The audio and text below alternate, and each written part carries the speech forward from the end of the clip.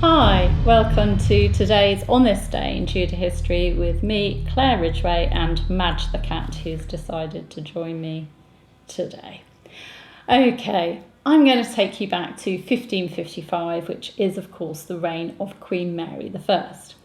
On this day in Tudor history, the 19th of September, 1555, Protestants Robert Glover and Cornelius Bungey were burned at the stake at a site in Little Park Street, Coventry. They were two of 12 martyrs burned in the city between 1511 and 1555. Martyrologist John Fox gives the date of their burnings as about the 20th day in his 1563 edition of Acts and Monuments of the Christian Church, but fellow martyrologist the Reverend Thomas Bryce gives the date as the 19th in his 1559 A Compendious Register, and we know that Fox used Bryce's register as his source. Bryce's work is a register of those martyred between the 4th of February 1555 and the 17th of November 1558. The names and locations of those martyred are recorded in 6-line doggerel stanzas with the date in the margin. Of Glover and Bungey, Bryce simply writes, September 19, when Glover and Cornelius were fiercely brent at Coventry, Brent being burnt.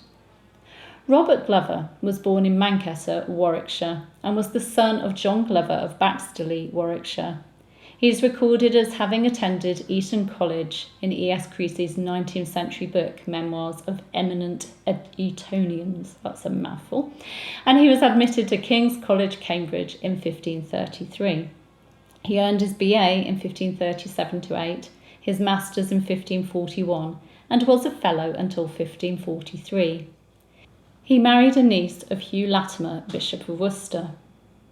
While he was in prison awaiting death, he wrote to his wife, Mary, writing, I thank you most heartily, most loving wife, for your letters sent to me in my imprisonment. I read them with tears. I say for joy and gladness that God had wrought in you so merciful a work. Wherefore I thought it my bounden duty, both to God and man, to set aside all fears, perils, and dangers, and persuaded all that profess God's word manfully to persist in the defence of the same, not with sword and violence, but with suffering and loss of life, rather than to defile themselves again with the whorish abomination of the Roman Antichrist.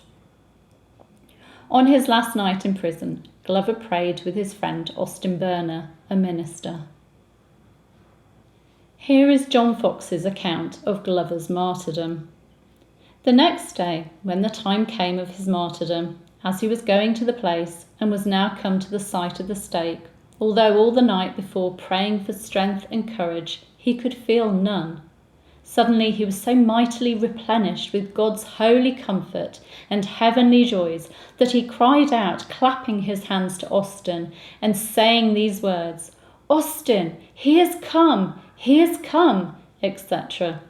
And that with such joy and alacrity, as one seeming rather to be risen from some deadly danger to liberty of life, than as one passing out of the world by any pains of death. Such was the change of the marvellous working of the Lord's hand upon that good man. And here is the inscription from a monument in Manchester Church to Robert Glover's memory, which is quoted by Fox. To the sacred memory of Robert Glover, martyr, a gentleman whose family for more than a century resided in the manor house of Manchester and possessed extensive property in this parish. But above all, this pious family were rich in grace and in the knowledge and love of Christ, and were well known for their devotedness to the Protestant faith, when nothing awaited the profession of it but bonds, imprisonment, and death. What persecutions befell his brothers John and William cannot be here recorded. Robert alone was called to endure the sufferings and to receive the crown of martyrdom, and was burnt at Coventry AD 1555. For some days before his execution, this faithful witness for Christ was in great heaviness, fearing that the Lord had forsaken him. But the promise, I will never leave thee nor forsake thee, was so fulfilled to him that as he drew near to the stake, he was on a sudden so mightily replenished with holy comfort and heavenly joy that, clapping his hands, he exclaimed to a Christian friend, "He is come, he is come," whose coming gave him the oil of joy for mourning and the garment of praise for the spirit of heaviness. The noble army of martyrs praise thee. Thou art the King of glory, O Christ. Cornelius Bungey, the other Coventry martyr to die on this day in 1555, was described by John Foxe as a capper of Coventry, i.e. a hat maker. He was also condemned by the Bishop of Coventry and Lichfield for holding, maintaining, arguing and teaching heresy. Foxe recorded, upon these articles and his answers to the same, the said Radulf the Bishop read the sentence and so committed him also, after condemnation of Master Robert Glover, to the secular power. Thus this foresaid Cornelius, falsely condemned by the bishop before mentioned, suffered at the same stake with the Christian martyr Master Robert Glover at Coventry about the 20th day of September.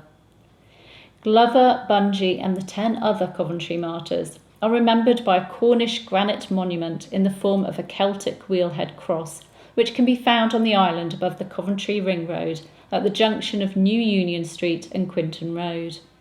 The Coventry Martyrs are also remembered in the Martyrs' Mosaic in the foyer of Broadgate House in Coventry, although it does depict 11 martyrs being burnt together, which isn't accurate. Glover Street in Charlesmore, Coventry is named after Robert Glover, and Cornelius Street may well be named after Bungey. So there we have it, 2 of the Coventry martyrs who were sadly burnt at the stake on this day in Tudor history in 1555. Sorry to bring you such a gloomy one. You can subscribe to this channel by clicking round about there. You can hit the bell to be notified as videos go live, and you can of course give me a like if you're enjoying these videos. Thank you so much. See you tomorrow. Bye bye.